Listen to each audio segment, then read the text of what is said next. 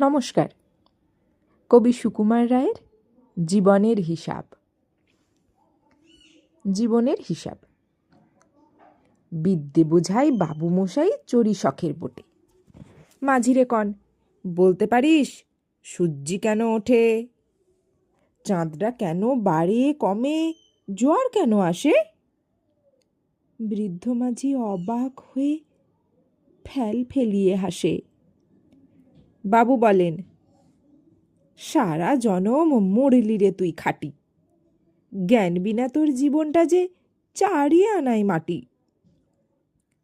খানিক বাদে কহেন বাবু, বল তো দেখি ভেবে, নদীর ধারা কেমনে আসে পাহাড় হতে নেবে? বল তো কেন লবণ পোড়া সাগর ভরা পানি? মাঝি সে কয়, আরে মশাই, অত কি আর জানি?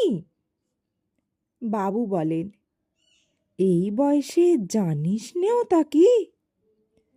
জীবনটা তোর নেহাত খেলো, অষ্ট আনাই ফাঁকি। আবার ভেবে কহেন বাবু, বল তো রে বুড়ো, কেন এমন নীল দেখা যায় আকাশের ওই চূড়ো?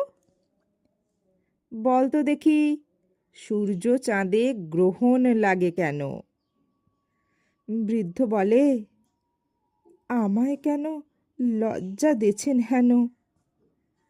বাবু বলেন, বলবো কি আর, বলবো তোরে কি তা, দেখছি এখন জীবনটা তোর 12 আনাই বৃথা। খানিক বাদে ঝড় উঠেছে, ঢেউ উঠেছে ফুলে, বাবু দেখেন নৌকাখানি ডুবলো বুঝি দুলে।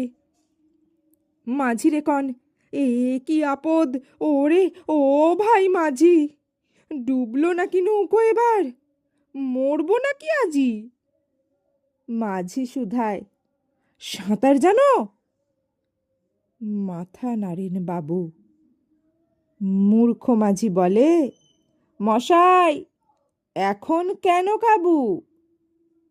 বাঁচলে শেষে আমার কথা হিসেব করো পিছে, তোমার দেখি জীবনখানা 16 আনাই মিছে। নমস্কার।